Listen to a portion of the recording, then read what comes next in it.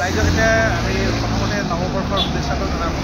আগন্তুক নৱবৰ্ষৰ দ্বিতীয়তে এতিয়া চবেই আজিকালিতো প্ৰায় বাহন চলাই চবে সৰু ডাঙৰ চবে যাতে গাড়ী ঘোঁৰা খুব ভালকৈ চলায়, ট্ৰেফিক আইন মানি চলে আৰু এক্সিডেণ্টৰ পৰা যাতে আঁতৰি থাকে সেইটো কথা। আৰু মদ্যপান কৰি গাড়ী যাতে নচলায়, ফূৰ্তি আনন্দটো কৰিবই, কিন্তু মদ্যপান কৰিব নালাগে।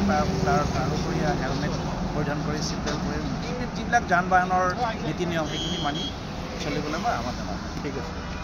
নৱবৰ্ষৰ সময়ত এক্সিডেণ্ট জেনেৰেলি আগে পিছে আগৰ বছৰবিলাকৰ হেৰিত মানে বেছি হয়, সেইকাৰণে যোৱাবাৰ অকণমান কমিছিলে। তাৰে প্ৰতি লক্ষ্য ৰাখি আমি মানে এৱাৰনেছ কৰিছোঁ। পাব্লিক প্লেচ বা এনেকুৱা পিকনিক স্পট আৰু বিভিন্ন বাছ ষ্টেণ্ড সেনেকুৱাবিলাকত আমি মানে এৱাৰনেছ কৰি আছোঁ যাতে গাড়ীখিনি ভালকৈ চলায়, এক্সিডেণ্ট নহয় সেইটো বুলি মানে কি চৰকাৰৰ ফালৰ পৰা এটা গাইডলাইনছ আছে।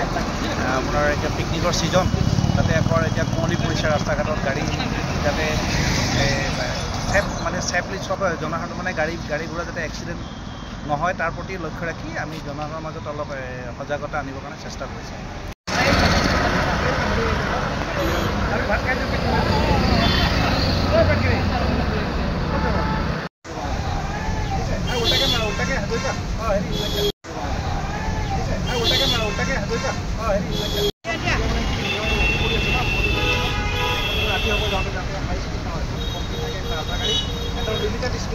কম্পিটিশ্যন নহয়, ই ওলাই গ'ল মই ওলাই যাওঁ, আগত মানুহ যাব লাগে। পিকনিক চিকনিকত যোৱা ন, একদম যাতে ছেফ হেৰি যাওঁ, যাতে দুৰ্ঘটনা যাতে এৰাই চলিব পৰা হয় লক্ষ্য ৰাখি ভালকৈ চলাব কমপ্লাইট চবকে ক'ব লাগে।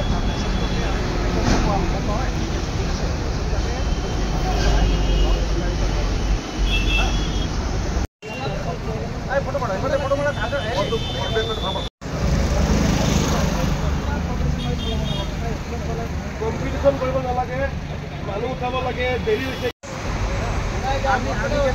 আমি কেম্পে আছে।